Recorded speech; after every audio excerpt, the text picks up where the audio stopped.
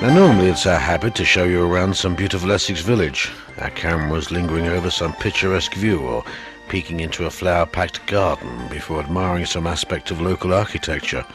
But as you will have guessed, this is not a pretty village, it's London. But when were you last up there in the smoke? I thought so. So why don't you come with me on a little ramble around what is for me the world's most beautiful, picturesque and exciting of all villages. Yeah, the many villages of London.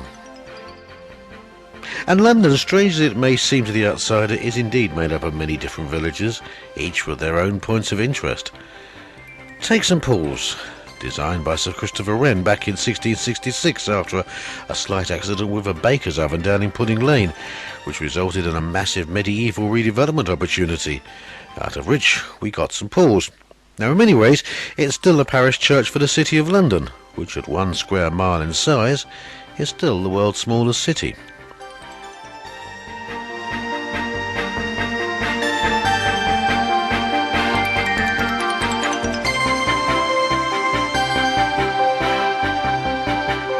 Here too is another village.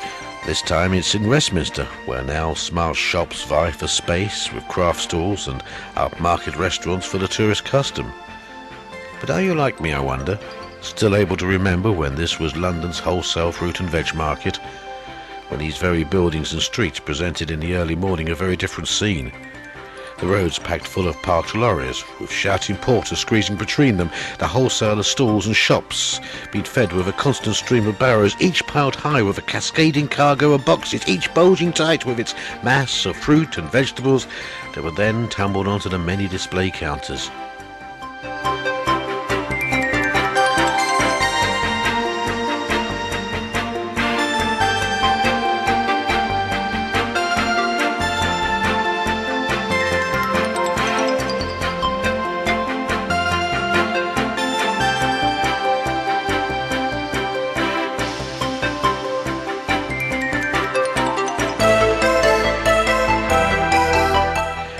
And here's yet another village. It's that of sinful Soho. Well, sinful if you believe the anti-vice campaigners, and it's true, seek and ye shall find. But you won't find much vice here in Leicester Square. Today even the cars have gone, and paved over and surrounded by movie theatres, the square and its theatres have become the major showcase for new movies in the London area.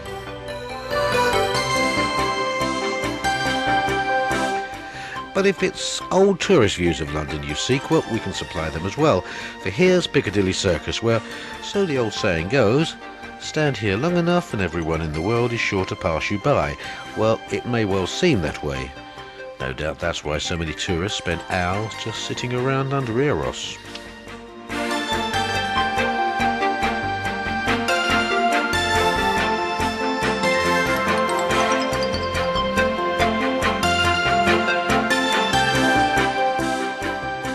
Mind you, when the tourists aren't feeding the pigeons or sitting around in this square, we Londoners have a far better use for Nelson's Column and the rest of Trafalgar Square. For being so close to Whitehall and Parliament, we like to regard it as our national village square. For where better place on a Saturday or Sunday afternoon for a protest meeting? Aye, and many other ones that I remember attending in my youth. What do you mean you don't believe me? Look, I was here. Look, over there. Look, that's where I proudly held my C&D banner high. And over there, yeah, that's where we all staged that mass sitting over some event or action by somebody or other. I can't remember. Can't remember now just why we did it. Only it was a very cold winter Sunday afternoon, the pavement was hard, and we gave it all up when it started to rain and the pubs reopened.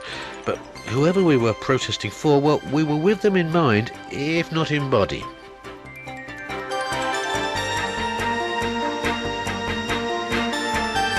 You know, the nice thing about our village, life though it is that it affords we who live in it or around it some lovely riverside walks. On the other hand, for those lazy ones who dislike walking, then why not a gentle river bus trip downstream?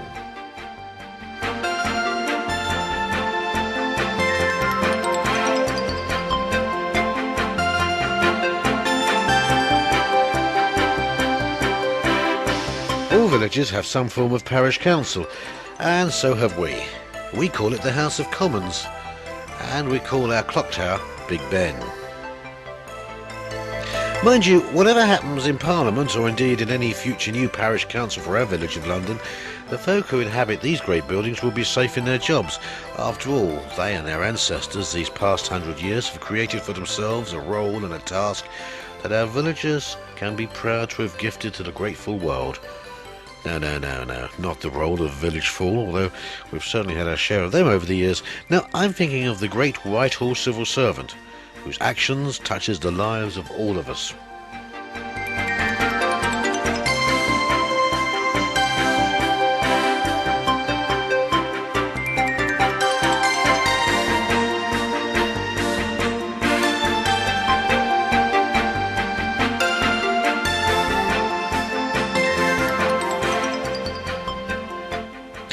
And so to end our walk through our London village, let's make our way through the park and up the drive to our very own stately home to see if the lady of the house is back from her travels.